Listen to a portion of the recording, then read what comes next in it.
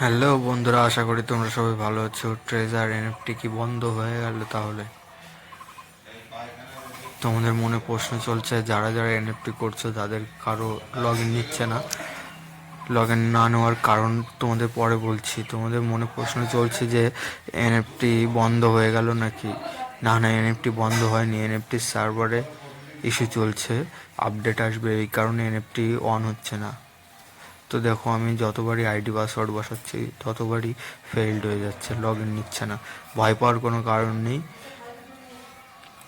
তো তোমরা যারা যারা এনএফটি করতে চাও, আমার ডিসক্রিপশানে লিঙ্ক দেওয়া আছে, ওখান থেকে তোমরা লিঙ্ক কপি করে এনএফটি অ্যাকাউন্ট খুলতে চাও। আর যদি কারো ইউএসডিটি দরকার হয় আমায় কমেন্টে জানিও।